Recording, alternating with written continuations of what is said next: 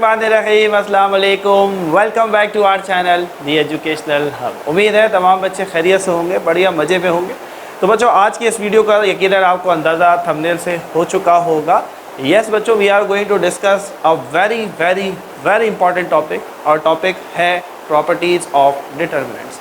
तो सबसे पहले बच्चों बात ये करते हैं कि इन प्रॉपर्टीज़ की ज़रूरत क्या है। तो बच्चों, एक्सरसाइज 2.3 के अंदर आपने देखा, हमने जगह जगह डिटरमिनेंट्स को सॉल्व किया और हमने देखा कि जब भी ख़ास तौर पे हमारे पास 3x3 मैट्रिक्स का हमें डिटरमिनेंट निकालना पड़ता था, सो दैट वाज क्वाइट लेंदी, वो काफ़ी लेंदी हो जाता था।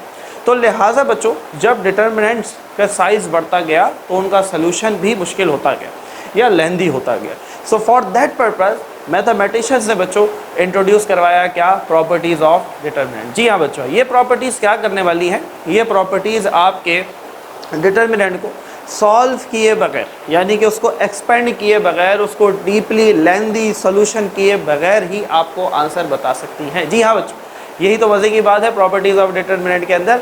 और ये सारी प्रॉपर्टीज़ बच्चों आज हम सीखने वाले हैं। आई बिलीव बहुत सारे बच्चों का स्टिल अभी तक कॉन्सेप्ट क्लियर नहीं था, कोई ना कोई प्रॉपर्टी ऐसी ज़रूर थी जिससे वो परेशान हो जाते थे, जिससे वो तंग हो जाते थे और उसका कॉन्सेप्ट क्लियर नहीं हो रहा था। तो बच्चों, आज की ये वीडियो टोटली देसी टोटके के ऊपर बेस्ड है, जिसके अंदर हम एक एक प्रॉपर्टी को बहुत ज़्यादा डिटेल में बाकायदा वेरीफाई करके समझेंगे और बेसिकली उसका कॉन्सेप्ट समझेंगे कि जो हमारे पास जो प्रॉपर्टी है वो हमें क्या कह रही है और हम उसको किस तरीके से अप्लाई करते हैं। देखो, ये इंग्लिश जो स्टेटमेंट नज़र आएंगी प्रॉपर्टीज़ की, 8 प्रॉपर्टी हैं जो हम यहाँ डिस्कस करने वाले। इनके स्टेटमेंट से घबराना नहीं, आपको स्टेटमेंट याद बिल्कुल भी नहीं करना है, आपको सिर्फ़ और सिर्फ कॉन्सेप्ट को समझना है, फील लेना है बच्चों। और फील किस चीज़ का लेना है कि आपको हर एक प्रॉपर्टी समझ में आ जाए कि कौन सी प्रॉपर्टी क्या बता रही है। बच्चों लिटरली अगर आप सिर्फ थोड़ा सा फोकस करेंगे, बाकी चीज़ों को बंद कर दें, सिर्फ यहाँ फोकस करें। थोड़ा सा लंबा वीडियो ज़रूर होने वाला है, लेकिन सारे कॉन्सेप्ट प्रॉपर्टीज़ ऑफ डिटरमिनेंट के हवाले से बहुत मज़े से बहुत बढ़िया क्लियर होने वाले हैं। बात समझ में आ रही है? शुरू किया जाए, तैयार है? सो बच्चों, लेट्स गेट स्टार्टेड। सबसे पहले प्रॉपर्टीज़ का इंट्रोडक्शन मैंने आपको दे दिया कि प्रॉपर्टीज़ की ज़रूरत क्यों पड़ी भैया। प्रॉपर्टीज़ की ज़रूरत इसलिए पड़ी, जिस तरह डिटरमिनेंट के साइज़ बढ़ते चले गए तो हमारे लिए उनको एक्सपेंड करके सॉल्व करना मुश्किल होता गया, लेंदी होता गया। लिहाजा मैथमेटिशियंस ने प्रॉपर्टीज़ को इंट्रोड्यूस करवाया और उन प्रॉपर्टीज़ को यूज़ करके हम बहुत सारे जो लेंदी डिटरमिनेंट्स हैं उनको एक्सपेंड किए बगैर, उनको बाकायदा डीपली सॉल्व किए बगैर भी आंसर बता सकते हैं। ठीक है, जस्ट लाइक फार्मूला, जैसे हम अलजेब्रा के अंदर बहुत सारे फार्मूलाज यूज़ करते हैं, बड़े से स्टेटमेंट को, बड़े से सोल्यूशन को हम कॉम्पैक्ट फार्मूले में बंद कर देते हैं, बिल्कुल यहाँ पर भी वैसे ही होने वाला है। तो बच्चों, प्रॉपर्टी नंबर 1 पढ़ेंगे, है सबको पढ़नी आती है। प्रॉपर्टी नंबर 1 क्या कह रही है भैया? प्रॉपर्टी नंबर 1, प्रॉपर्टी नंबर 1 बड़े मज़े की बात कर रही है। The values of the determinant of any square matrix A and its transpose are always same. नहीं समझ में आया? कोई मसला नहीं, समझने की ज़रूरत भी नहीं, कॉन्सेप्ट लेना है, स्टेटमेंट को समझने की ज़रूरत नहीं। ठीक है, स्टेटमेंट एक बिल्कुल एक जाहिर सी बात है, थ्योरी है, थ्योरेटिकल बात है। समझ में आए तो बहुत अच्छी बात है, लेकिन नहीं भी आए तो कॉन्सेप्ट को समझना। ठीक है, अच्छा एक बात बच्चों, इसको नोट करेंगे अपने पास, इसको स्टार बना के लिख लो, नोट कर लो। डिटर्मिनेंट किसका निकलता है? कौन सी मैट्रिक्स का डिटर्मिनेंट निकलता है? बच्चों, डिटर्मिनेंट हमेशा निकलता है स्क्वायर मैट्रिक्स का। ठीक है, और स्क्वायर मैट्रिक्स क्या होती है? तो स्क्वायर मैट्रिक्स ऐसी मैट्रिक्स होती है जिसके अंदर रॉज और कॉलम बराबर होते हैं, यानी कि अगर 2 रॉज हैं 2 कॉलम होने चाहिए, अगर 3 रॉज हैं तो 3 कॉलम भी होने चाहिए। स्क्वायर क्या होता है भैया? क्लास 4-5 से पढ़ के आए हो यार, क्लास 3 से पढ़ के आए हो, क्या पढ़ा था? स्क्वायर क्या होता है? जिसके चारों साइड इक्वल होते हैं, चारों एंगल्स इक्वल होते हैं, उसी को हम स्क्वायर कहते हैं। सिमिलरली स्क्वायर मैट्रिक्स क्या होगी? जिसमें रॉज और कॉलम बराबर होंगे। तो याद रखना है, बहुत इंपॉर्टेंट बात है, डिटर्मिनेंट हमेशा स्क्वायर मैट्रिक्स का निकलता है। अब इन्होंने बार बार ये स्क्वायर मैट्रिक्स मेंशन किया हुआ है, इसको मेंशन किए बगैर भी आपको पता होना चाहिए, क्योंकि हम डिटर्मिनेंट की बात कर रहे हैं, प्रॉपर्टीज़ ऑफ डिटर्मिनेंट। और डिटर्मिनेंट किसका निकलता है भैया? स्क्वायर मैट्रिक्स का ही निकलता है। समझ में आ रही बात? अगर मैं आपसे कहूँ 2 रॉज हैं लेकिन 3 कॉलम हैं, तो क्या रॉज और कॉलम बराबर हैं? नहीं है, तो क्या इसका डिटर्मिनेंट निकलेगा? तो सर नहीं निकलेगा। Is it clear? समझ में आ रही बात? तो ये स्क्वायर वर्ड से कंफ्यूज नहीं होना है, ये बार बार आएगा, तो आपने इसको इग्नोर कर देना है, क्योंकि आपको ये कॉन्सेप्ट पता चल गया है कि डिटर्मिनेंट निकलता ही स्क्वायर मैट्रिक्स का है। लिहाजा ये प्रॉपर्टी भी जितनी हम पढ़ने वाले हैं ये सारी की सारी भी स्क्वायर मैट्रिक्स के ऊपर ही अप्लाई होने वाली है। Very important. ठीक है, चलो भाई, तो पहली प्रॉपर्टी क्या कह रही है भाई? बड़ा मज़े की बात कह रही है। वो कहती है मिसाल के तौर पर लेट सपोज आपके पास एक मैट्रिक्स ए है, मान लो 2 1 4 1, ये एक मैट्रिक्स है। आपसे कहा जाए इसका डिटरमिनेंट निकालें। अरे सर बड़ा आसान, 2 ब्रैकेट माइनस 2 ब्रैकेट, सबको फार्मूला पता है डिटरमिनेंट का है। ये हमारे पास ए होता है, ये बी होता है, ये सी होता है, ये डी होता है। ए डी से मल्टीप्लाई होता है यानी कि 2 1 से मल्टीप्लाई होगा, और बी सी से होगा यानी कि 4 1 से मल्टीप्लाई होगा। डिटरमिनेंट ऑफ ए क्या आएगा? 2 1 ज़ा 2 माइनस 4 1 ज़ा 4। अच्छा जी, 4 में से 2 गए, 2 बचा, 4 बड़ा माइनस का 2। क्या निकाला बच्चों? डिटरमिनेंट ऑफ ए निकाला। ठीक है, कोई नई बात नहीं की, अभी तक प्रॉपर्टी पूरी नहीं पड़ी। तो चलो मजा लो, फील लो, समझ में आएगी बात। अब मैं आपसे कहता हूँ ये जो मैट्रिक्स ए थी ना, इसका ट्रांसपोज ले लो। सर ले लेते हैं ट्रांसपोज, आइए जी। सो ट्रांसपोज ऑफ ए, ट्रांसपोज में क्या करते हैं मेरे प्यारे बच्चों, सबको पता है। ये पहली रो है, इसको पहला कॉलम बना दो ऐसे। ये दूसरी रो है, इसको दूसरा कॉलम बना दो कुछ इस तरीके से। हो गया ट्रांसपोज। अब इसका डिटरमिनेंट लेते हैं जी, 2 ब्रैकेट माइनस 2 ब्रैकेट। क्लियर? 2 1 से मल्टीप्लाई होगा, 1 4 से मल्टीप्लाई होगा। 2 1 ज़ा 2 माइनस 4 1 ज़ा 4। 4 में से 2 गए 4, 4 में से 2 गए 2, 4 बड़ा माइनस का 2। हाँ भैया, कुछ मज़ा आ रहा है? फील ले पा रहे हो? पहली प्रॉपर्टी क्लियर हुई, मज़ा आया, फील लिया। क्या पढ़ा? क्या पढ़ा हमने? ये पढ़ा अगर हमारे पास कोई भी मैट्रिक्स हो, अगेन रिपीट कर रहा हूँ, मैं अगर नहीं बोलूँगा स्क्वायर मैट्रिक्स तो आप समझ जाएंगे मैं स्क्वायर मैट्रिक्स की ही बात कर रहा हूँ। यहाँ पर सारी बातें स्क्वायर मैट्रिक्स की ही होंगी और कोई मैट्रिक्स नहीं है, क्योंकि डिटरमिनेंट की बात कर रहे हैं। जब भी हम किसी स्क्वायर मैट्रिक्स का डिटरमिनेंट लें और फिर हम उस स्क्वायर मैट्रिक्स का ट्रांसपोज लेके उसका डिटरमिनेंट लें, वैल्यूज़ विल रिमेन सेम, उनके आंसर पे कोई फ़र्क नहीं पड़ता। बात क्लियर हुई? मज़ा आया? अब कुछ बच्चों के जहन में सवाल होता है, सर क्या ये प्रॉपर्टी 3/3 डिटरमिनेंट के लिए भी एप्लीकेबल है? जी हाँ। देखो, ऑर्डर से फ़र्क नहीं पड़ता, मैट्रिक्स के साइज से फ़र्क नहीं पड़ता। ये हमारे पास क्या है? 2/2 है, 2 रॉज 2 कॉलम। इसी तरह अगर 3 रॉज 3 कॉलम हो जाएगा तो भी ये प्रॉपर्टी वैलिड होगी। ये आपको होमवर्क है, आप चेक करें। Is it clear? मैं 3/3 की एग्जाम्पल्स बहुत ज़्यादा बच्चों नहीं करवाऊँगा, उसकी वजह है कि वीडियो बहुत लंबा हो जाए, क्योंकि अगर हम उसको जब सिंप्लीफाई करने बैठेंगे बहुत लंबा हो जाएगा। लेकिन ये याद रखनी है, जो प्रॉपर्टी 2/2 पे अप्लाई हो रही है वही 3/3 वही 4/4 पे भी अप्लाई होगी, लेकिन 4/4 is not in your syllabus. Is it clear? मज़ा आया? फील लिया या नहीं? कमेंट में ज़रूर बताना है। सर फील लिया। पहली प्रॉपर्टी सबको समझ में आई? कोई भी स्क्वायर मैट्रिक्स हो उसको ट्रांसपोज लेके डिटरमिनेंट निकाल लो या उसका डायरेक्ट डिटरमिनेंट निकाल लो, they will be equal always, वो हमेशा बराबर होंगे। क्या होंगे भैया? हमेशा बराबर। क्लियर हुई पहली प्रॉपर्टी? बोलो मज़ा आ रहा है नहीं आ रहा? फील ले रहे हो? फील ले रहे हो कि किस तरीके से आपने पहली प्रॉपर्टी को। अब मुझे बताओ, स्टेटमेंट याद करने की ज़रूरत है? स्टेटमेंट की याद करने की ज़रूरत है? अरे भैया नहीं है, ज़रूरत नहीं है। कॉन्सेप्ट ले लिया ना, फील ले लिया कि सर ने ये पढ़ाया कि किसी भी एक डिटरमिनेंट, अगर कोई एक मैट्रिक्स दी जाए उसका हम डिटरमिनेंट कैलकुलेट करें, और अगर हम उस मैट्रिक्स का पहले ट्रांसपोज लें और फिर उसको कैलकुलेट करें तो आंसर हमेशा सेम आएगा, कोई फ़र्क नहीं आएगा। Is it clear? आगे बढ़। So property number 2, the interchange of any 2 rows और column of a square matrix A changes the sign of its determinant without altering the numerical value. नहीं समझ में आई बात? आइए समझाते हैं। क्या कह रहा है? बड़ी मज़े की बात कह रहा है। कह रहा है भाई, मान लो आपके पास एक मैट्रिक्स ए है, 1 3 2 5। क्लियर?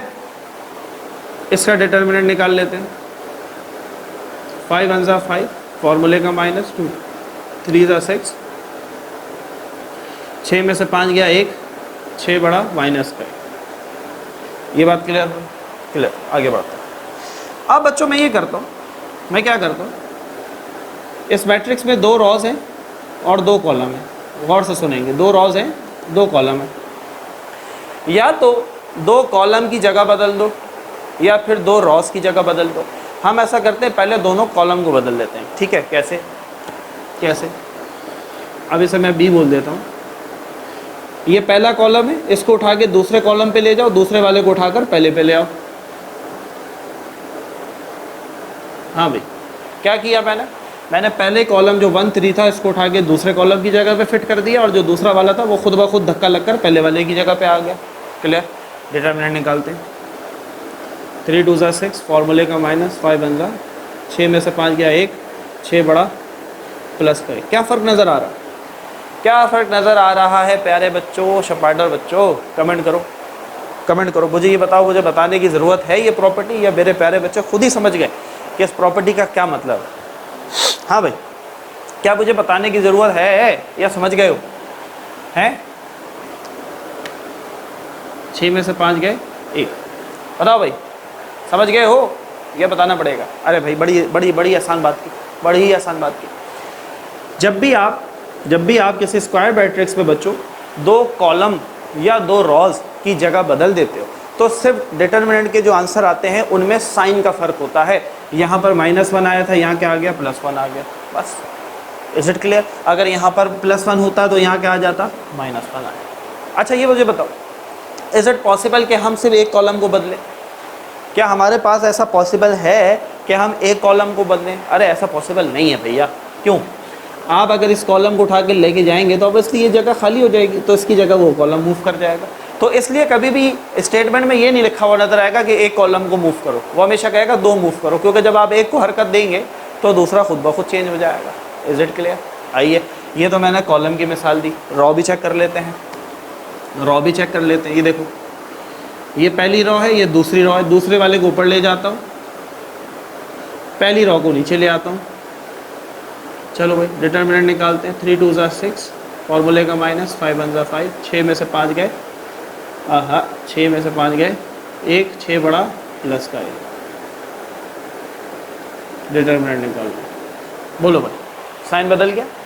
माइनस का 1 था, इधर भी प्लस का 1 आया, इधर भी प्लस का 1। क्यों भाई?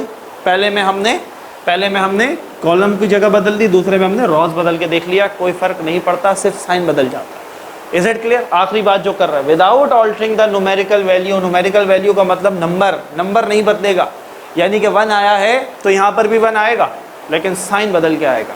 यहाँ अगर 6 आता तो यहाँ पर भी क्या आता? 6 आता। फ़र्क होता साइन का। अगर यहाँ +6 आया, वहाँ क्या आएगा? -6। अगर यहाँ -6 आया है तो वहाँ +6। ये नहीं बोलोगे कि सर आंसर माइनस में आएगा, ये बात गलत हो जाएगी। Is it clear? जो भी साइन होगा वो पलट जाएगा, वो चेंज हो जाएगा। यानी कि देखो, यहाँ माइनस था तो प्लस हो गया, और अगर प्लस होता तो माइनस हो जाता। मज़ा आया? दूसरी प्रॉपर्टी क्लियर हुई सबको? यही प्रॉपर्टी अप्लाई होगी 3x3 मैट्रिक्स के अंदर। लेट सपोज हमारे पास मैट्रिक्स ए है, 1 4 2 5 1 3 2 1 1। क्लियर? अब इनके भी 2 कॉलम, ये पहला कॉलम, ये दूसरा, ये तीसरा। मैं पहले और दूसरे की जगह बदल देता हूँ, दूसरा वाला पहले की जगह पर ले आता हूँ, 5 1 3। अब मुझे बताओ, जब मैं दूसरा मूव कर रहा हूँ तो पहला खुद ब खुद मूव करेगा ना भाई।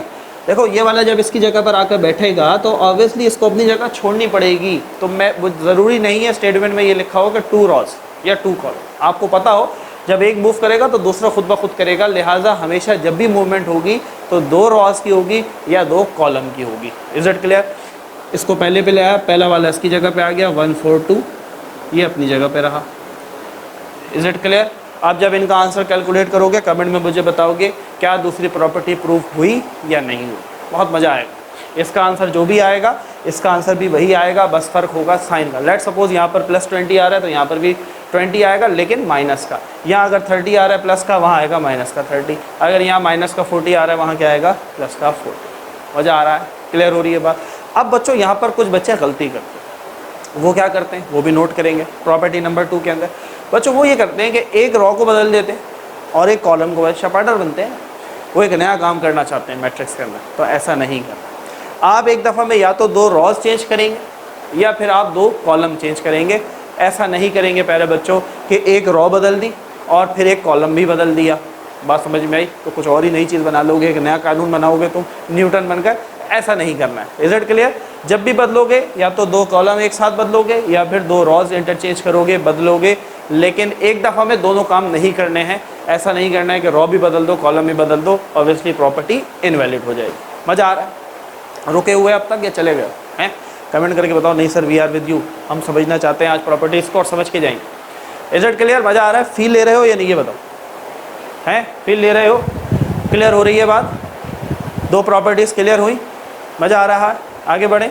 प्रॉपर्टी नंबर 3 की तरफ। सो बच्चों आप डिस्कस करते हैं प्रॉपर्टी नंबर 3 को। बहुत मजे की प्रॉपर्टी है, बहुत हेल्पफुल है। क्लियर? आइए देखते हैं।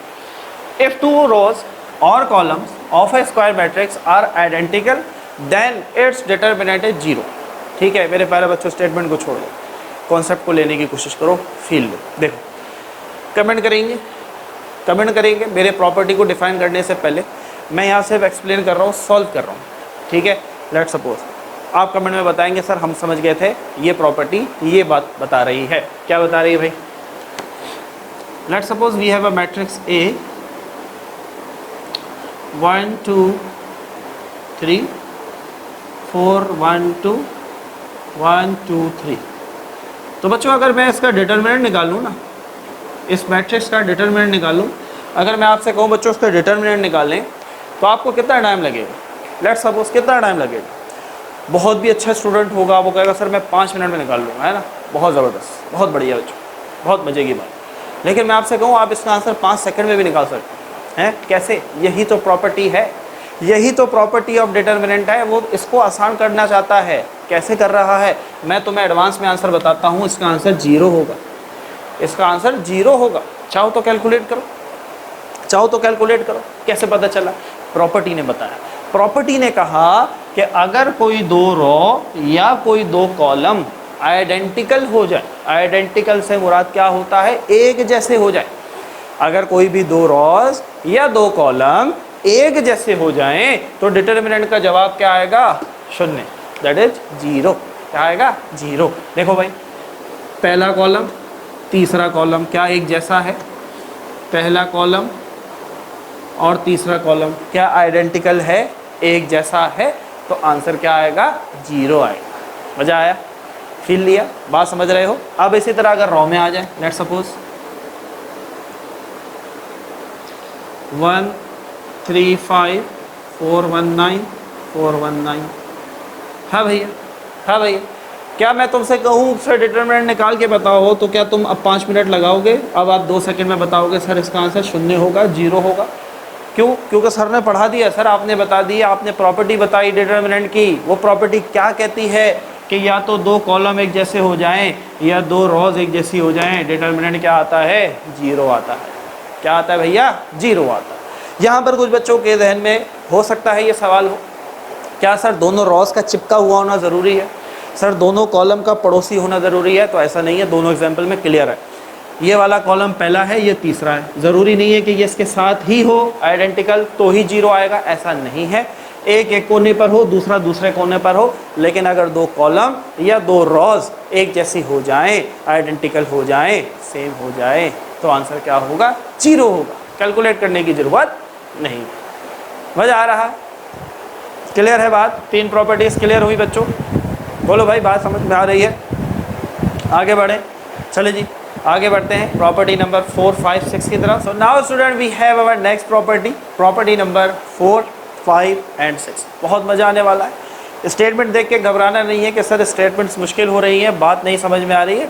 कॉन्सेप्ट को लेना, कॉन्सेप्ट नहीं समझ में आए तो कमेंट में ज़रूर बताना, लेकिन अगर क्लियर हो तो भी कमेंट में बताना है कि जी सर आप प्रॉपर्टीज़ ऑफ डिटरमिनेंट की कहानी मुश्किल नहीं लगती है, सब कुछ समझ में आ रहा है। प्रॉपर्टी नंबर 4 क्या कहता है भैया? पढ़ो भाई, पढ़ना तो आता है ना अंग्रेजी।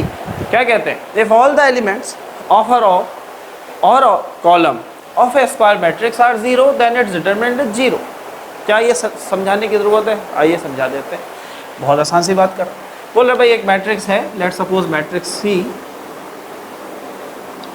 1 3 2 0 0 0 1 4 2, और एक मैट्रिक्स है मैट्रिक्स D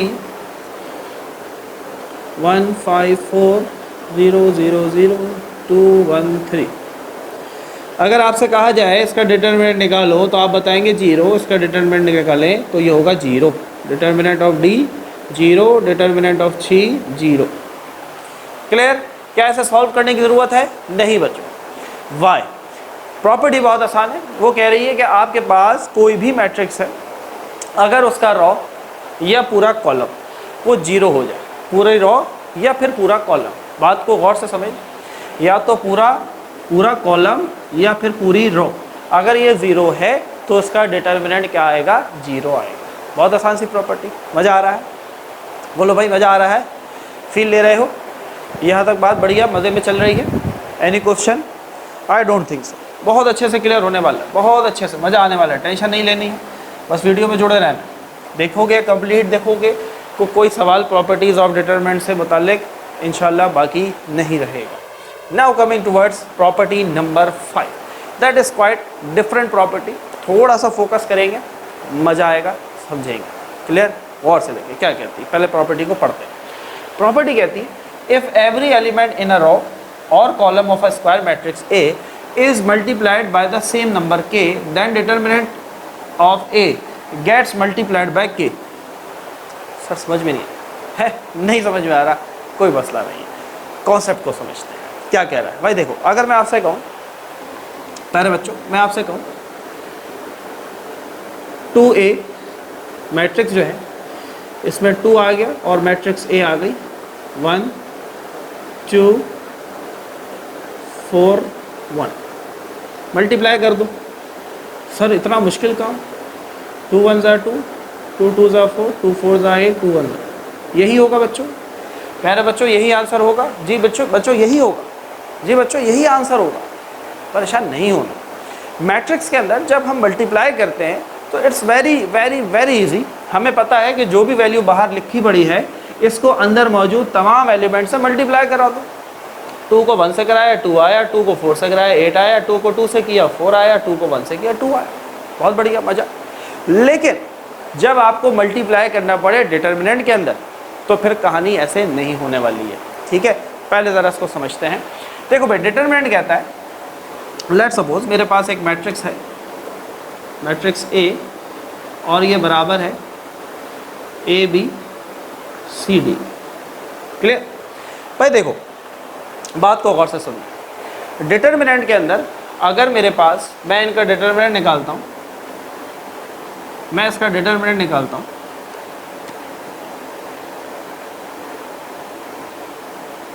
तो क्या आएगा बच्चों? क्या आएगा? सबको पता AD माइनस BC, ये डिटर्मिनेंट आ जाएगा। बिल्कुल बढ़िया, एकदम मजे में। कॉन्सेप्ट को समझना। देखो जैसे मैट्रिक्स के अंदर आप बाहर वाली वैल्यू को हर एक एलिमेंट से मल्टीप्लाई करते हैं, डिटर्मिनेंट में ऐसा नहीं होगा। डिटर्मिनेंट आपको ये कहता है कि भाई आपके पास चॉइस है, आपके पास जो भी वैल्यू अगर आप बाहर लिखते हैं, या तो आप उसे किसी एक रॉ से मल्टीप्लाई करवा दें, पूरी रॉ से, या फिर आप उसको पूरे एक किसी भी कॉलम से मल्टीप्लाई करवा दें, वो आपकी मर्ज़ी है। नहीं समझ में आई बात? दोबारा समझते हैं। भाई देखो यहाँ तक बात क्लियर हो। अब मैं आपसे कहता हूँ बच्चों कि लेट सपोज मेरे पास एक K है, ABCD, देखो यही सेम है। ठीक है, मैं आपसे कह रहा हूँ भाई इसको मल्टीप्लाई करवा दो K के साथ। गौर से देखना है, गौर से देखना है, गौर से देखना है। तो अब आपके पास चॉइस है, आपके पास चॉइस है। गौर से सुनो, देखो ये जो बाहर रखा K है ना, अब ये ऐसा नहीं होगा कि ये K सबसे मल्टीप्लाई हो जाए, ऐसी इजाज़त नहीं है। ये डिटर्मिनेंट है, ये मैट्रिक्स नहीं है। इजाज़त क्या है? इजाज़त ये है कि या तो आप इस K को 1 और 2 इन दोनों रॉ में से किसी एक रॉ से मल्टीप्लाई करवा दो, एक तो ऑप्शन ये है। दूसरा ऑप्शन क्या है? 1 2 दो कॉलम है, किसी एक कॉलम से मल्टीप्लाई करवा दो। ठीक है, मैं करता हूँ, मैं पहली रॉ से मल्टीप्लाई करवा देता हूँ। ठीक है, क्या बनेगा ज़रा देखो, क्या बनेगा? KA से मल्टीप्लाई होगा, KA और KB। और से देखो C और D ऐसे ही रहेंगे। अब ज़रा मैं इनका डिटर्मिनेंट निकालता हूँ, क्या बनेगा? KAD, फॉर्मूले का माइनस, KBC। इन दोनों में से K कॉमन ले लो, पीछे क्या बचा? AD माइनस BC, यही बचा। ज़रा गौर करो, AD माइनस BC बच्चों किसके बराबर है? डिटर्मिनेंट ऑफ A के बराबर है। इसकी जगह मैं डिटर्मिनेंट ऑफ A लिख दूँ। तो मुझे ये बताओ मेरे प्यारे बच्चों, ये क्या बता रहा है? ये K क्या बता रहा है? ये K बता रहा है कि ये K पूरे डिटर्मिनेंट ऑफ A से मल्टीप्लाई हो रहा है। लेकिन क्या मैंने K को पूरे डिटर्मिनेंट के अंदर से मल्टीप्लाई किया था? नहीं किया था, नहीं किया था। यही तो ये प्रॉपर्टी बताती है। ये प्रॉपर्टी कहती है बाहर रखी हुई वैल्यू, डिटर्मिनेंट के बाहर रखी हुई वैल्यू को अगर आप किसी भी एक रॉ से या किसी भी एक कॉलम से मल्टीप्लाई करते हैं तो हम मान लेंगे, हम तसव्वुर कर लेंगे कि आपने इसे पूरे डिटर्मिनेंट से मल्टीप्लाई कर दिया। क्लियर? ये बता रहा है, ये बता रहा है, ये के क्या बता रहा है? के बता रहा है कि मैं पूरे डिटर्मिनेंट ऑफ ए से मल्टीप्लाई हो रहा हूँ, जबकि मैंने तो ऊपर सिर्फ एक रॉ से मल्टीप्लाई किया था। लेकिन प्रॉपर्टी कहती है भाई किसी एक रॉ से कर दो या किसी एक कॉलम से कर लो, हम मान लेंगे, हम कबूल कर लेंगे, हम एक्सेप्ट कर लेंगे कि ये वैल्यू पूरे डिटर्मिनेंट से मल्टीप्लाई हो गई। This is property number 5। Clear हुई बात? क्लियर हुई बात? कॉन्सेप्ट समझ में आया? ईमानदारी से बताओ, this is a bit tricky property. तो अगर ये समझ में आया, ये मज़ा आया, फील लिया, तो कमेंट में बताना है ताकि हमें लगे हमारी मेहनत वसूल हो।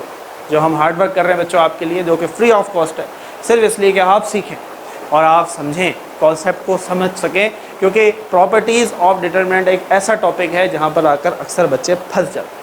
तो बात समझ में, इस प्रॉपर्टी को इतना लंबा करने की ज़रूरत नहीं है, बस तुम्हें ये पता होना चाहिए कि जब भी आप किसी वैल्यू को डिटर्मिनेंट से मल्टीप्लाई करवाने जाते हैं तो आप डिटर्मिनेंट के अंदर मौजूद तमाम एलिमेंट्स से उसको मल्टीप्लाई नहीं करते हैं, बल्कि किसी एक रॉ से कर देते हैं या फिर किसी एक कॉलम से कर देते हैं। दोबारा ये गलती नहीं करना कि एक रॉ से भी मल्टीप्लाई कर दिया और एक कॉलम से भी कर दिया, गलत हो जाएगा। या तो किसी एक रॉ से, देखो हर जगह तुम्हें और लिखा आएगा, और नज़र आ रहा होगा, क्योंकि या तो एक रॉ या फिर एक कॉलम।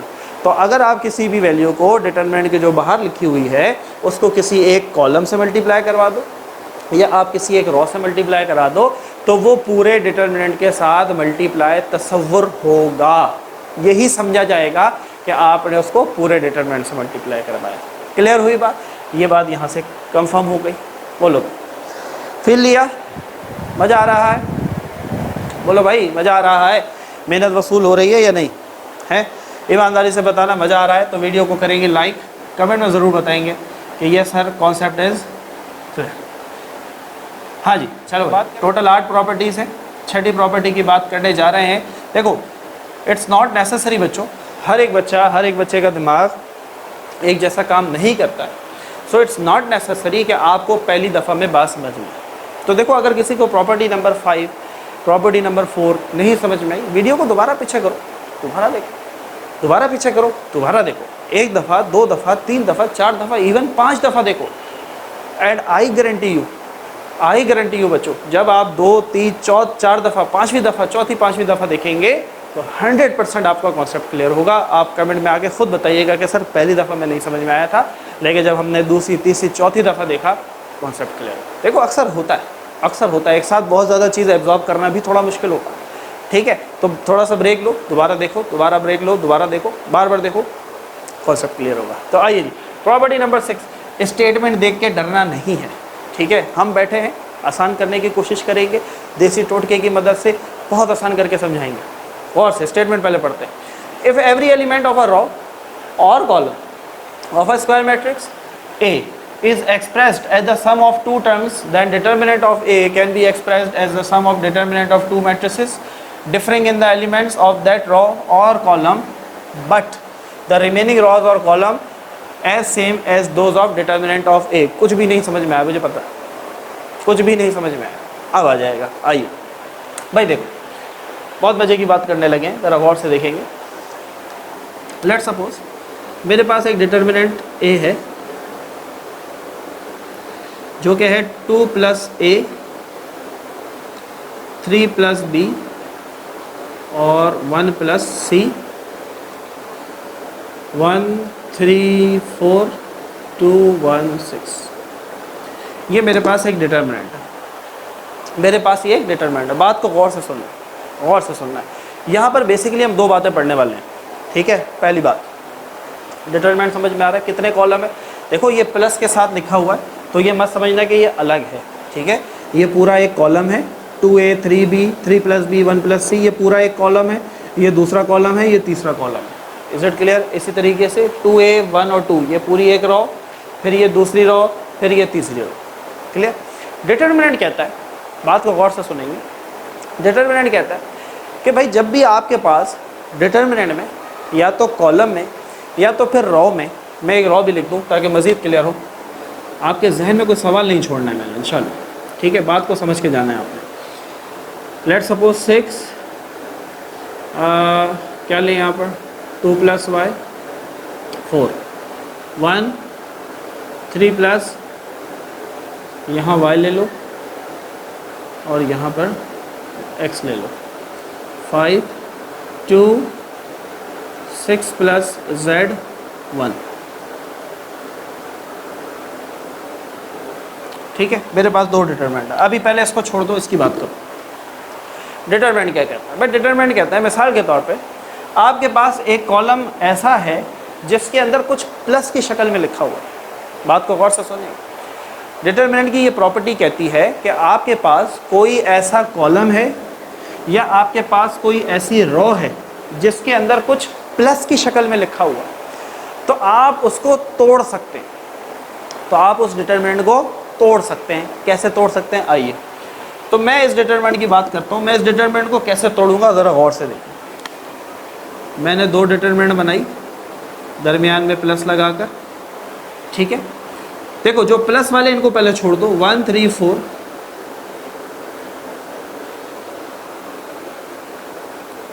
2 1 6, ये मैंने लिख दिए, जो प्लस की शक्ल में नहीं है। अब जो प्लस की शक्ल में है, ये रहा।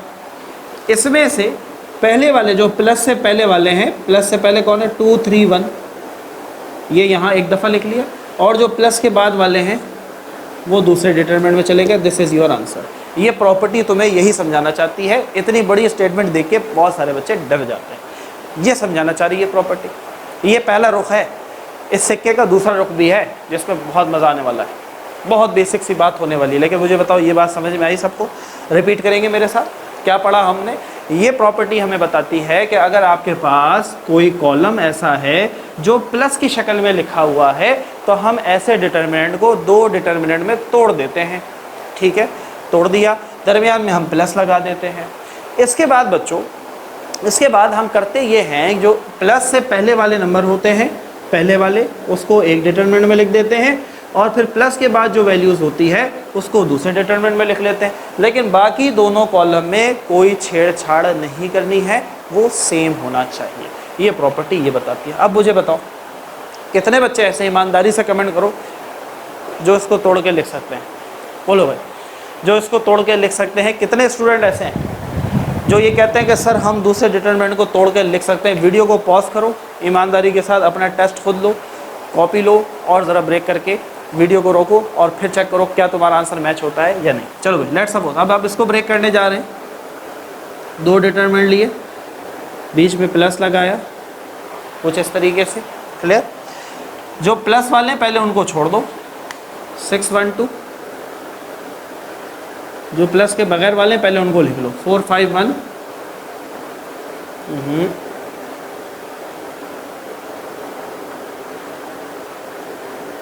क्लियर? अब देखो, अब जो प्लस से पहले वाले हैं उनको एक डिटरमिनेंट में लिख लो, 2 3 और 6। और जो प्लस के बाद वाले हैं उनको दूसरे में लिख लो। हो गया आंसर, हो गया आंसर। अब वीडियो को चलाओ, चेक करो कितने बच्चों ने ऐसे ही ब्रेक किया। अगर ब्रेक किया, लिटरली अपने लिए क्लैप करो। इसका मतलब तुम्हें प्रॉपर्टी नंबर 6 समझ में आ गई। यही है प्रॉपर्टी नंबर 6, कि आपके पास जब भी कोई चीज़ प्लस की शक्ल में हो तो आप उसको ब्रेक करके 2 डिटरमिनेंट में तोड़ देंगे। अच्छा, अब यहाँ पर कुछ बच्चों के जहन में ये सवाल आ सकता है कि सर अगर ऐसा हो, एक रॉ ऐसी है, अगर ऐसी ही दूसरी रॉ हो तो फिर क्या होगा? फिर वो 4 डिटरमिनेंट में टूट जाएगी। Is it clear? लेकिन वो आपके कोर्स पे नहीं है, आपके सिलेबस का हिस्सा नहीं है, तो लिहाजा हम वहाँ पर नहीं जा रहे, ताकि आप भाग ना जाएँ मुश्किल समझ के। हम वही समझाएंगे, वही बात रखेंगे जो आपके सिलेबस के, जो आपके बुक का हिस्सा है। तो आपकी बुक में यहाँ तक कहानी है तो हम नहीं यहीं तक रोका। क्लियर हुई बात? समझ में आया? बोलो भाई, मज़ा आ रहा है? फील ले रहे हो या नहीं? ये था पहला रुख। मैंने आपसे कहा कि मैं आपको इस प्रॉपर्टी का दूसरा रुख भी बताऊंगा, वो भी बहुत इंपॉर्टेंट है, वो भी बहुत इंपॉर्टेंट है। अगर आपको पेपर में बच्चों ये दे दिया जाए,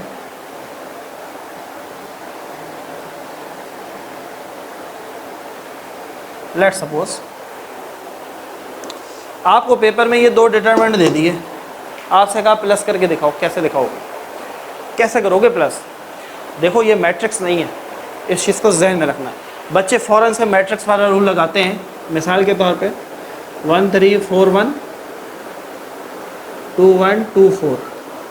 बच्चे क्या करते हैं मैट्रिक्स में? बहुत आसान होता है सर, पहला वाला पहले के साथ जमा होगा, ये 3 हो गया, 4 और 2 6 हो गए, 3 और 1 4 हो गया सर, और 1 और 4 5 हो गया, बहुत बढ़िया, मज़ा। भाई ये मैट्रिक्स में होता है, डिटर्मिनेंट में ऐसा जमा नहीं होता, डिटर्मिनेंट में ऐसा ऐड नहीं होता। आप ये नहीं कहेंगे प्यारे बच्चों कि ये 6 से 6 में ऐड हो जाए तो 12 बन जाए, ये 1 इस 1 में ऐड हो जाए, ये 2 हो जाए, नहीं, ऐसा नहीं। डिटर्मिनेंट में जमा करने के लिए कोई शर्त है, ठीक है। अच्छा, ये शर्त कब है? जब हम शॉर्टकट मेथड यूज़ कर रहे हैं। ऐसा नहीं है कि ये जमा नहीं हो सकता है, लेकिन फिर बहुत लेंथी हो जाएगा। हम अभी फ़िलहाल चल रहे हैं शॉर्टकट के ऊपर। तो वो क्या है?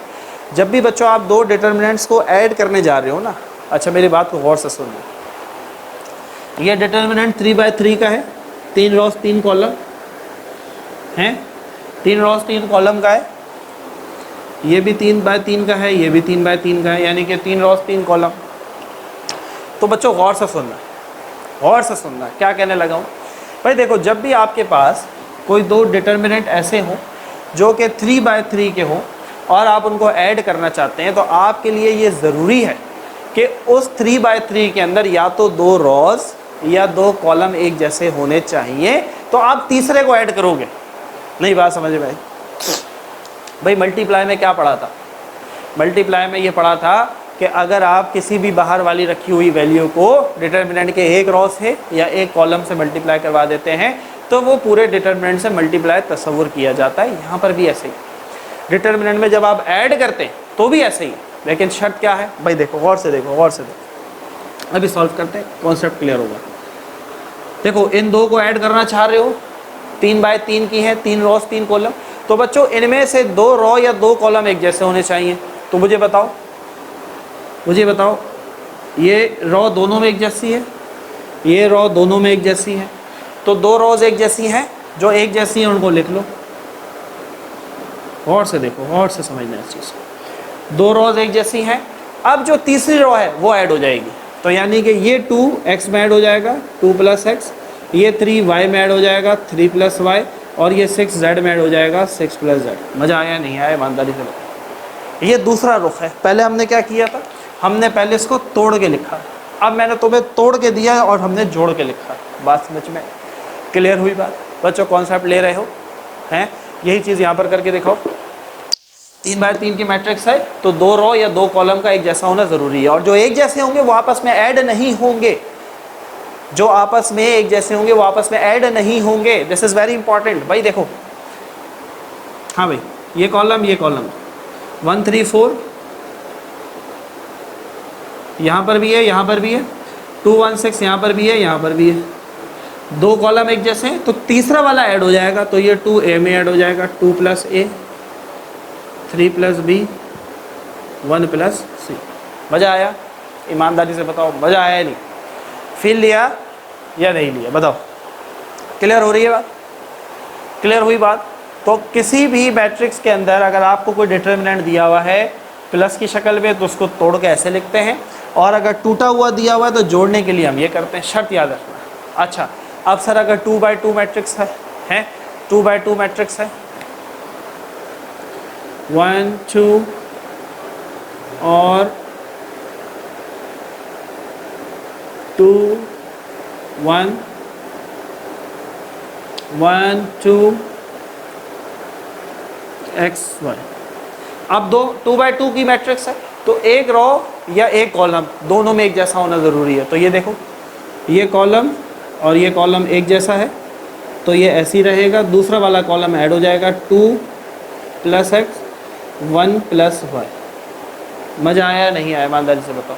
इसी को तोड़ के देखना हो तो कैसे लिखेंगे? 1 और 2 ऐसे ही, ये जो प्लस की शक्ल में, एक दफ़ा ये लिख दिया और एक दफ़ा ऐसे लिख दिया। क्लियर हुई बात? क्लियर हुई बात? कॉलम एक जैसा, दूसरा वाला ऐड हो गया। जो एक जैसे है ना, वो समझ लो हम कॉमन लेके एक दफ़ा लिख देंगे, और जो एक जैसे नहीं होंगे वो ऐड हो जाएंगे। लेकिन याद रहे बच्चों, याद रहे, 3/3 जब मैट्रिक्स कर रहे हो तो ये ज़रूरी है ज़रूरी है या तो 2 रो या तो 2 कॉलम एक जैसे होने चाहिए। ऐसा ना हो कि ये रो इसके बराबर है, बाकी दोनों को ऐड कर दिया, गलत हो जाएगा। क्लियर हो रही है बात? कमेंट करेंगे सर मज़ा आ रहा, क्लियर। सो दैट वाज बच्चों प्रॉपर्टी नंबर 6। आई बिलीव बहुत अच्छे से एंजॉय कर रहे होंगे बच्चों, सीख रहे होंगे। तो आगे बढ़ते हैं जी प्रॉपर्टी नंबर 7 और प्रॉपर्टी नंबर 8 की तरफ। सो बच्चों बात करते हैं प्रॉपर्टी नंबर 7 और प्रॉपर्टी नंबर 8 की। बहुत मज़ा आने वाला है। प्रॉपर्टी नंबर 7 भी आपका बहुत सारा काम आसान करने वाली है, और वो कैसे, तो आइए देख लें। तो बच्चों प्रॉपर्टी नंबर 7 कहती है if the elements of one row और column of a square matrix A are K times, okay जी, the corresponding elements of its another row or column, then the determinant of that square matrix will be equal to 0। बाकियों की तरह ये property भी sir के ऊपर से गुजर गई होगी, कोई मसला नहीं, ठीक है। देखो स्टेटमेंट ज़रूरी ज़रूर है, लेकिन इसको याद नहीं करना। नंबर 1 आपको सिर्फ कॉन्सेप्ट पता होना चाहिए बच्चों कि कौन सी प्रॉपर्टी ने हमें किस चीज़ की इजाज़त दी थी कि हाँ ये चीज़ हम कर सकते हैं और ये चीज़ हम नहीं कर सकते। तो ये प्रॉपर्टी क्या कह रही है, आइए भाई। ये प्रॉपर्टी आपसे कहती है, लेट्स सपोज आपके पास 3/3 का डिटर्मिनेंट है। मेरे पास फॉर एग्जांपल मैट्रिक्स ए थी, उसका डिटर्मिनेंट है मान लो 4K 2K and 5K, then 3 1 9 and then मेरे पास है 4 2 एंड 5। अब अगर आपसे कहा जाए कि भैया इस डिटर्मिनेंट को ज़रा सिंप्लीफाई करें, तो आप इसको अगर सिंप्लीफाई करने बैठेंगे, एक्सपेंड करने की कोशिश करेंगे, so it would be quite difficult, मुश्किल हो जाएगा, लेंदी हो जाएगा। इस चीज़ को आसान बनाती है हमारी प्रॉपर्टी। मुझे ये बताओ, अलजेब्रा के अंदर क्लास 9 से मेरे साथ करते आ रहे हो, एक बहुत आसान सा काम अलजेब्रा के अंदर जो बार बार जो बेसिक है, दैट इज़ टेकिंग कॉमन। हाँ भाई, ऐसा है या नहीं? अलजेब्रा के अंदर सबसे ज़्यादा आसान हमारे काम को कौन करता है? Taking common. हम जब कॉमन ले लेते हैं तो पीछे बच जाने वाली चीज़ें मज़ीद छोटी हो जाती हैं और उनको सिंप्लीफाई करना मज़ीद आसान हो जाता है। तो ये प्रॉपर्टी भी आप यही कहना चाह रही है। स्टेटमेंट को छोड़ दो, कॉन्सेप्ट को फील करने की कोशिश करो। ये प्रॉपर्टी आपसे कहती है कि भैया अगर आपको ज़रूरत पड़े ना कभी, तो आप डिटर्मिनेंट की किसी एक रो से या किसी एक कॉलम से अगर कुछ कॉमन आ रहा है तो आप कॉमन भी निकाल दें। लेकिन जब आप वो कॉमन निकालें तो आपको कुछ फ़ायदा होना चाहिए, और वो फ़ायदा कैसा होना चाहिए आइए देखते हैं। भाई यहाँ पर मेरे पास आप देख सकते हैं, पहली रो के अंदर आपको के नज़र आ रहा है, पहली रो में के नज़र आ रहा है, पूरी रो में है, मैंने के कॉमन निकाल लिया। अब पीछे क्या बचा? 4 2 5 3 1 9 4 2 5। कोई बच्चा मुझे बताएगा आंसर क्या आएगा? हाँ भाई शपाटर बच्चों, अभी प्रॉपर्टी मेरे साथ पढ़ के आए हो, प्रॉपर्टी नंबर 3। क्या बताया था उस प्रॉपर्टी में? क्या वो प्रॉपर्टी यहाँ अप्लाई हो रही है? जी सर बिल्कुल अप्लाई हो रही है। प्रॉपर्टी नंबर 3 ने कहा था कोई अगर डिटर्मिनेंट 3/3 का है, अगर उसके अंदर 2 रो या 2 कॉलम आइडेंटिकल हो जाएं, एक जैसे हो जाए, तो वो पूरा का पूरा डिटर्मिनेंट 0 हो जाता है। तो देखो कॉमन लेने के बाद हमें फ़ायदा क्या हुआ? जब हमने के कॉमन निकाला तो मेरे पास 4 2 5 बचा पहली रो में, और आखिरी रो भी 4 2 5 है। तो 2 रोज़ एक जैसी हो गई, बोलो भाई 2 रोज़ एक जैसी हो गई। जब 2 रोज़ एक जैसी हो जाती हैं तो डिटर्मिनेंट क्या होता है? 0 होता है। लिहाजा डिटर्मिनेंट ऑफ ए क्या हो जाएगा? 0 हो जाएगा। यही बात उसने यहाँ की, लेकिन ये बात यकीनन सर के ऊपर से गुजर गई, लेकिन ये वाली बात कॉन्सेप्ट से, फील से समझ आ गई। बात क्लियर हुई? समझ में आया क्या क्या कहती है प्रॉपर्टी? भाई देखो स्टेटमेंट पे जाओगे तो बहुत मुश्किल होगा, लेकिन समझने पे जाओगे तो बहुत आसान है। तो ये प्रॉपर्टी क्या कह रही है? ये प्रॉपर्टी कह रही है कि अगर आपको ज़रूरत पड़े तो आप कॉमन निकाल सकते हैं, लेकिन कॉमन निकालने के बाद क्या आपको कोई फ़ायदा हुआ? जी सर हमें बहुत फ़ायदा हुआ, क्योंकि जब हमने कॉमन निकाला तो हमने देखा कि हमारे पास 2 रोज़ आइडेंटिकल हो गई, एक जैसी हो गई, तो वो तो डिटर्मिनेंट पूरा 0 हो गया। तो उसके काम ने, उस प्रॉपर्टी ने हमारे काम को बहुत आसान कर दिया। मज़ा आया? ईमानदारी से कमेंट करो सर मज़ा आ। प्रॉपर्टी को समझ पा रहे हैं, जो शायद पहले क्लियर नहीं थी अब समझ में आ रहा है। हाँ भाई डिटरमिनेंट में कॉमन भी दिखाया जा सकता है, और कॉमन कैसे निकाला जा सकता है, तो मल्टीप्लाई की प्रॉपर्टी में बताया भी था कि किसी एक रो से मल्टीप्लाई करो तो वो पूरे डिटर्मिनेंट से तस्वर होता है ऐसा ही है। ये सारी की सारी चीज़ें बार बार खुद ब खुद ओवरलैप हो रही हैं, कोई नई बात नहीं है। अच्छा, ये तो थी रॉ की बात। आइए इसी तरह हम कॉलम को देखने की कोशिश करते हैं। Let's suppose we have a determinant of A, ठीक है, मेरे पास है 6a 2a 3a 6 2 3 1 5 4। हाँ भाई, प्रॉपर्टी क्या कहती है? प्रॉपर्टी कहती है कि बच्चों कॉमन अगर लेना पड़ जाए, अगर कॉमन से तुम्हारा काम आसान हो तो कॉमन निकाल लिया करो। तो हमने देखा कि अच्छा भाई पूरे कॉलम के अंदर ए जो है वो एक जैसा है, ए कॉमन निकाल लेते हैं। पीछे क्या बचा? 6 2 3 6 2 3 1 5 4। अरे भैया वाह, कॉमन लेने से फ़ायदा क्या हुआ कि हमारा ये कॉलम यानी कि कॉलम 1 और कॉलम 2 आइडेंटिकल हो गए, एक जैसे नज़र आने लग गए। और जब ये एक जैसे नज़र आने लग गए तो लिहाजा ये डिटर्मिनेंट पूरा का पूरा क्या होगा? 0 हो जाएगा। और जब a 0 से मल्टीप्लाई होगा so it will also become a 0। अब बोलो फील आ रहा है? फील ले पा रहे हो कि किस तरीके से आपने इस प्रॉपर्टी को यूज़ करना है? बहुत यूज़फुल प्रॉपर्टी है। एक्सरसाइज 2.4 के अंदर बार बार इस्तेमाल करने वाले हैं।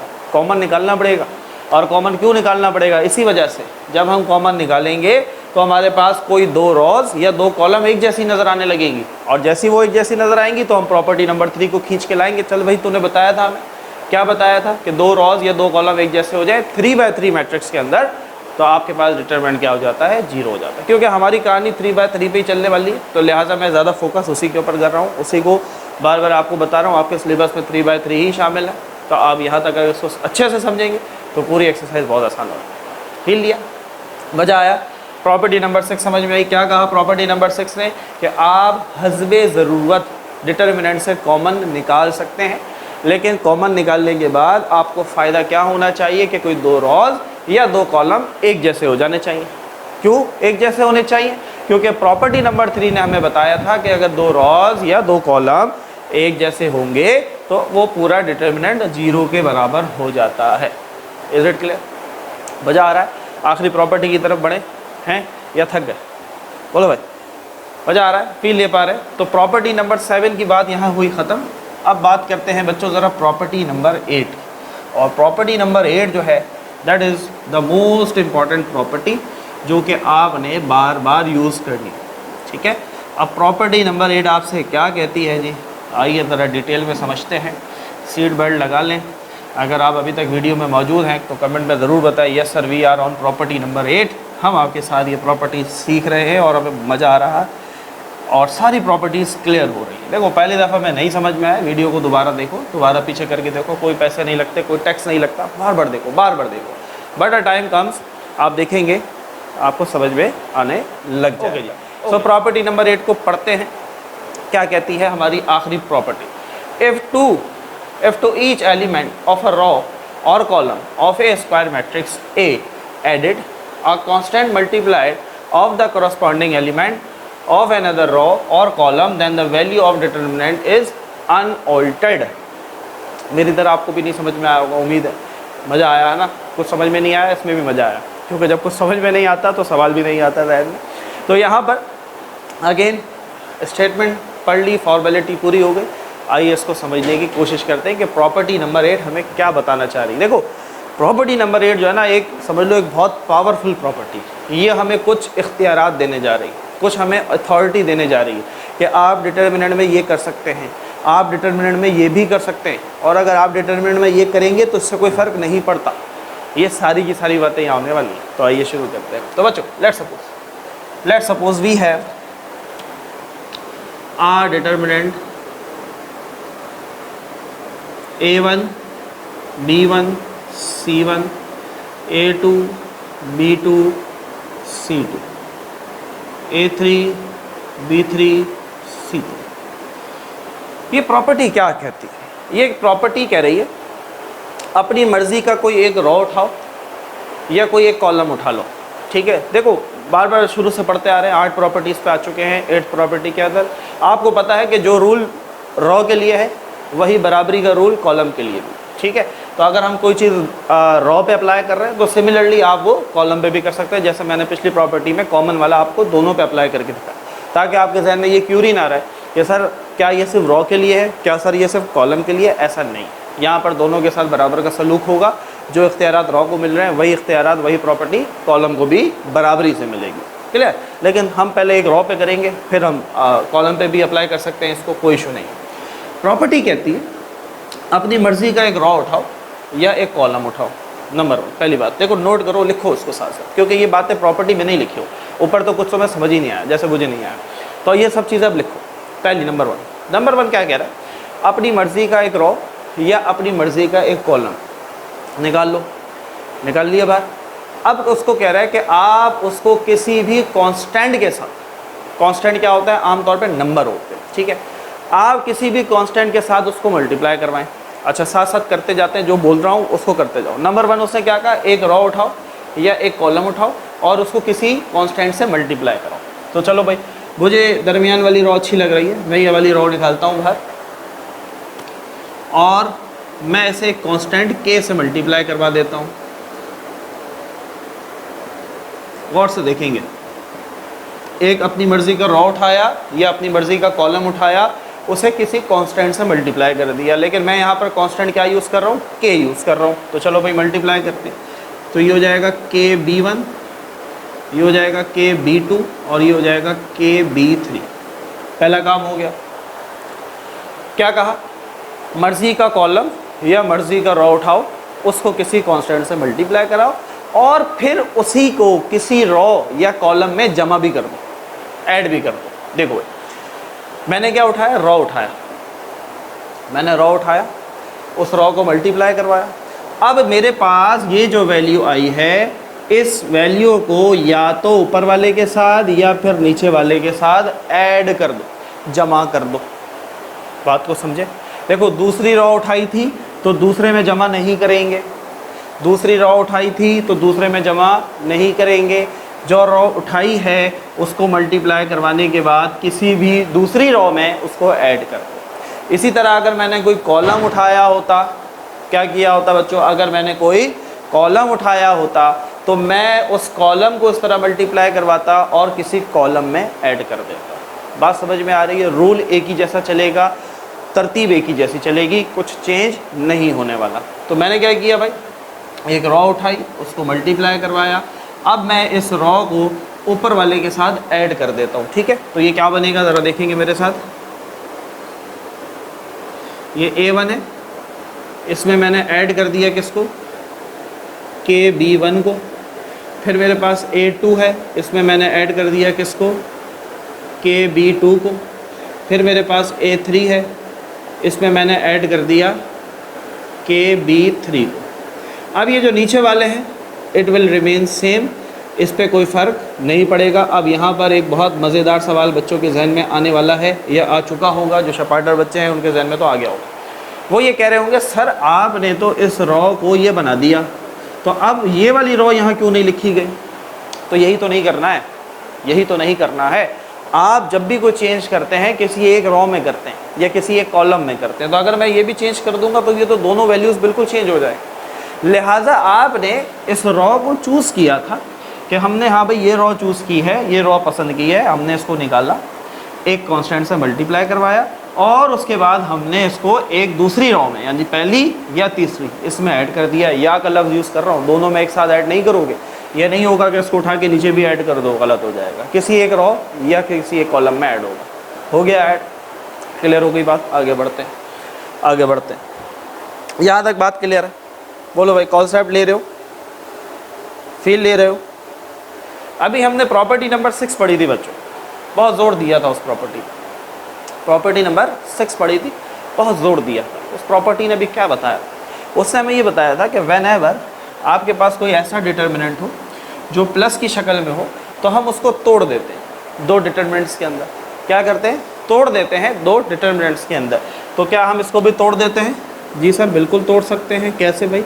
एक डिटर्मिनेंट प्लस एक डिटर्मिनेंट। अब इसके अंदर जो पहले प्लस से पहले वाले हैं वो लिख लो। प्लस से पहले कौन है? A1। प्लस से पहले कौन है? A2। प्लस से पहले कौन है? A3। बाकी ऐसे ही B1 B2 B3 C1 C2 C3।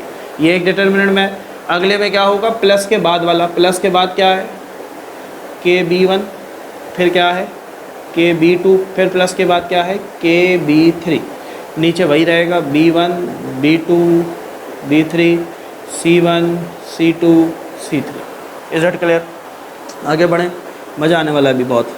देखो भाई A1 B1 sorry A1 A2 A3 B1 B2 B3 C1 C2 C3 plus. अभी पिछली प्रॉपर्टी ने क्या बताया था, कॉमन ले सकते हैं, ऊपर से K कॉमन ले लो, पूरी रो में K है, कॉमन ले लो, क्या बचा B1 B2 B3 B1 B2 B3। शपाटर बच्चे समझ गए क्या होने वाला है भाई। देखो पहली रो 1 और रो 2 आइडेंटिकल हो गई, एक जैसी हो गई। जब दो रोज या दो कॉलम एक जैसे हो जाए, पूरा डिटर्मिनेंट क्या हो जाता है, बोलो भाई, जीरो हो जाता है। क्या हो जाता है, जीरो हो जाता है। तो लिहाजा ये तो हमने ऐसे ही लिखा A1 A2 A3 B1 B2 B3 C1 C2 C3 plus K, और इस पूरे का डिटर्मिनेंट क्या हुआ, जीरो हुआ। और जब K जीरो से मल्टीप्लाई होगा तो वापस ये पूरी वैल्यू ज़ीरो हो जाएगी। क्या बचा A1 हाँ A2 A3 B1 B2 B3 C1 C2 C3। Sir क्या मिला हमें, सर इतनी ख्वारी के बाद हमें क्या मिला? अरे यही तो ये प्रॉपर्टी बता रही है, हमारे पास जो चीज़ थी वही वापस आ गई, जो चीज़ थी वही वापस आ गई, जो चीज़ थी वही वापस आई। यही तो ये प्रॉपर्टी बता रही है, यही तो प्रॉपर्टी बता रही है। गौर से देखो, गौर से देखो, ये प्रॉपर्टी तो मैं यही तो बताना चाहती कि भाई कोई अगर 3/3 का डिटर्मिनेंट है, उसमें से एक रो या एक कॉलम निकालो, उसको किसी कांस्टेंट से मल्टीप्लाई करो और फिर उसको किसी रो में या किसी कॉलम में ऐड करो। क्लियर? उसके बाद जब आप उसे सॉल्व करेंगे तो आपका डिटर्मिनेंट ऑफ ए अनऑल्टर्ड रहेगा। अनऑल्टर्ड का मतलब है अनचेंज्ड रहेगा, कोई तब्दीली नहीं आएगी, कोई तब्दीली नहीं आएगी। आंसर वही आएगा जो पहले था, साबित कर दिया। ये अभी हुई है बात नंबर 1। अभी दो बातें और करनी है, दो बातें और भी करनी है। ये अभी मैंने आपको सिर्फ प्रॉपर्टी एक्सप्लेन की है कि ये प्रॉपर्टी आपको ये बताना चाह रही है। बात समझ में आई?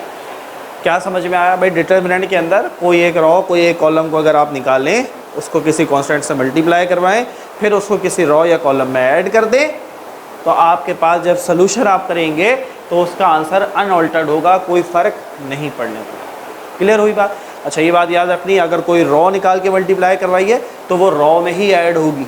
Is it clear? ये नहीं करना कि हाँ रो निकाली मर्जी की, उसको मल्टीप्लाई करवाया, अब इसको ऐड किसी कॉलम में कर दिया, ऐसा नहीं करना। हाँ कॉलम निकाला है, कॉलम को मल्टीप्लाई करवाया कांस्टेंट से, तो वो कॉलम में ही ऐड होगा, रो में ऐड नहीं होगा। ये बात क्लियर हुई? यहाँ तक बात समझ में? प्रॉपर्टी डिफाइन कर दी मैंने। अब बच्चों ये प्रॉपर्टी तुम्हें दो इजाज़त देने वाली, दो अथॉरिटी देने वाली है। वो क्या? आइए भाई देखो, लेट सपोज मैं क्या देता हूँ, if k is equals to 1। अगर k 1 के बराबर है, कांस्टेंट है ना, तो हमने 1 मान लिया। कांस्टेंट का मतलब नंबर होता है। Is it clear? यहाँ आओ, यहाँ आओ, इस k की जगह पर,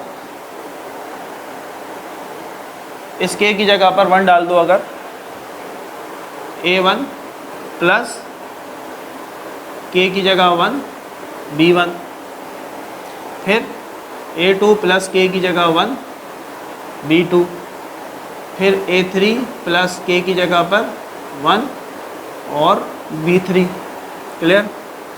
b1 b2 b3 c1 c2 c3। Simplify करें, सिंप्लीफाई करें तो क्या हो जाएगा बच्चों? a1 प्लस b1 हो जाएगा, ये a2 प्लस b2 हो जाएगा, 1 b2 सा 1 ही आता है। a3 प्लस क्या हो जाएगा? b3, b1 b2 b3 c1 c2 c3। कोई बात पहले ये बताओ, तुम्हें खुद समझ में आई कि ये प्रॉपर्टी तुम्हें क्या इजाज़त दे रही है? ज़रा वीडियो को पॉज करो, थोड़ा सा दिमाग पर खुद जोर डालो, चेक करो क्या समझ में आ रहा है। तो हाँ भाई, ये प्रॉपर्टी किस चीज़ की इजाज़त दे रही है भाई? ये प्रॉपर्टी इजाज़त दे रही है कि आप किसी भी एक रॉ को उठाकर दूसरी रॉ में ऐड कर सकते हैं। आप किसी भी एक रॉ को उठाकर दूसरी रॉ में ऐड कर सकते हैं। भाई ये देखो B1 B2 B3 कौन था? ये तो दूसरी रॉ थी, लेकिन ये हमें ऐड हुई भी किसके साथ नज़र आ रही है? ऊपर वाली रॉ के साथ। यही तो इजाज़त दी इसने, ये बड़ी पावरफुल इजाज़त है। आगे की एक्सरसाइज इसी पे चलने वाली है। तो क्या इजाज़त मिली? इजाज़त ये मिली कि आप कोई भी एक रॉ को दूसरी रॉ के अंदर ऐड कर सकते हैं, इजाज़त। उसकी कहानी कहाँ से पता चली? इससे पता चली क्योंकि जब आप ऐड करते हैं, ऐड करके सॉल्व करते हैं तो कोई फ़र्क नहीं पड़ता। चेक करें, चेक कर सकते हैं। भाई मैं अब इसको ज़रा सिंप्लीफाई करूँ, ये प्लस वाली शक्ल में है तो मैं इसको दो डिटरमिनेंट में तोड़ सकता हूँ कुछ इस तरीके से। प्लस के पहले वाला A1 A2 A3 B1 B2 B3 C1 C2 C3, plus के बाद वाला B1 B2 B3 B1 B2 B3 C1 C2 C3। मुझे बताओ, ये दोनों ये रॉ एक जैसी हो गई तो ये पूरी की पूरी क्या हो जाएगी? ज़ीरो हो जाएगी। वापस मेरे पास यही आ गया, वापस मेरे पास ओरिजिनल शक्ल आ गई। बोलो भाई, ओरिजिनल शक्ल आ गई। तो यही तो ये बात बता रहा है, ये प्रॉपर्टी यही तो बताना चाह रहा है, इसी को तो समझना है। ये प्रॉपर्टी कह रहा है भाई आपको इजाज़त है, आप एक रॉ को उठा के दूसरे में ऐड कर सकते हैं। क्यों कर सकते हैं? क्योंकि आंसर पे कोई फ़र्क नहीं पड़ता, आंसर तो फिर वही आ जाएगा। तो लिहाजा आपके पास इजाज़त है, आप एक रॉ को उठाकर दूसरे में ऐड कर सकते हैं। सिमिलरली आप एक कॉलम को उठाकर दूसरे कॉलम में भी ऐड कर सकते हैं, इजाज़त। This is your new authority. ये आपको एक नई इजाज़त मिल गई जो किसने दी? Property of determinant. मज़ा आया? बोलो भाई, मज़ा आ रहा है? फील ले रहे हो? देखो प्रॉपर्टी की कहानी तो वहाँ ख़त्म हो गई जो मैंने आपको समझा दी कि भाई आप किसी को उठाओ, मल्टीप्लाई कराओ, उसको किसी को ऐड करो किसी रॉ के कॉलम के साथ, आंसर पे फ़र्क नहीं पड़ेगा। लेकिन ये प्रॉपर्टी हमें दो इजाज़त दे रही है। पहली इजाज़त इसने ये दे दी कि आप किसी भी एक रॉ को दूसरे के साथ ऐड कर सकते हैं, इजाज़त है।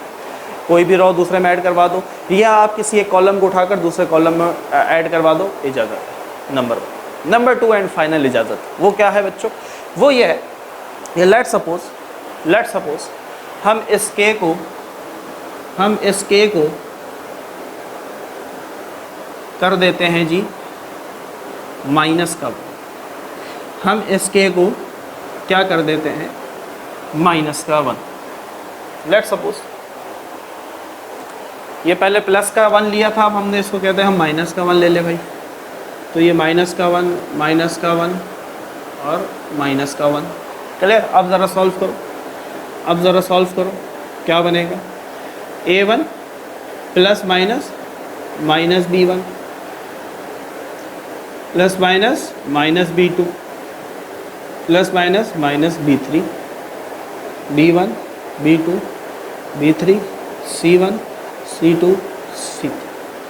अब चाहो तो उसको ब्रेक कर दो, अब चाहो तो उसको ब्रेक करके लिख दो।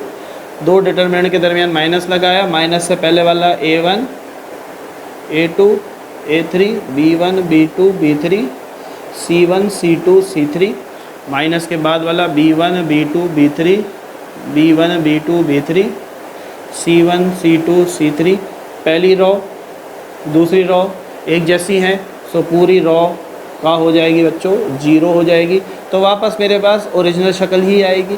तो एक और इजाज़त समझ में आई कि आप कोई भी दो रॉस को माइनस भी कर सकते हैं, आप एक रॉ को दूसरे के साथ माइनस भी कर सकते हैं। देखो भाई, यहाँ पर ये दूसरी रॉ थी ना, ये हमें ऊपर वाले के साथ माइनस होती हुई नज़र आ रही है। तो आपके पास दो इजाज़त मिली आपको। आप किसी एक रॉ को उठाकर दूसरे में ऐड भी कर सकते हो, आप किसी एक रॉ को उठाकर दूसरे के साथ सबट्रैक्ट भी कर सकते हैं, माइनस भी कर सकते हैं। सिमिलरली आप किसी एक कॉलम को उठाकर दूसरे के साथ ऐड भी कर सकते हैं और आप किसी एक कॉलम को उठाकर दूसरे कॉलम के साथ माइनस भी कर सकते हैं। सो बच्चों, that was final property number 8 and I believe बहुत मज़ा आया होगा आप लोगों को बच्चों। मेरे साथ आपने ये प्रॉपर्टीज़ अगर तो सही मायनों में सीखी हैं तो let me know in the comment section. Comment में ज़रूर बताना यस सर बहुत अच्छे से क्लियर हुई। देखो प्रॉपर्टीज़ के अंदर जो कॉन्सेप्ट थे वो आपको सारे डिटेल से समझाए। अब इन्हीं प्रॉपर्टीज़ की एप्लीकेशन कहाँ होगी जी, एक्सरसाइज 2.4 के अंदर, और वहाँ पर आप देखेंगे कि हम इन प्रॉपर्टीज़ को किस तरीके से यूज़ करेंगे। So that's it for today बच्चों। आई होप कि ये वीडियो बहुत हेल्पफुल रही होगी। बहुत सारे कॉन्सेप्ट जो अब तक शायद क्लियर नहीं थे वो क्लियर हुए होंगे। तो अगर इस वीडियो से हेल्प हुई है तो वीडियो को लाइक करना है, फीडबैक देना नहीं भूलना है। मिलते हैं आपसे नेक्स्ट वीडियो में। अपना बहुत सारा ख्याल रखें, हमें अपनी दुआ में याद रखें। सी यू, अल्लाह हाफ़िज़।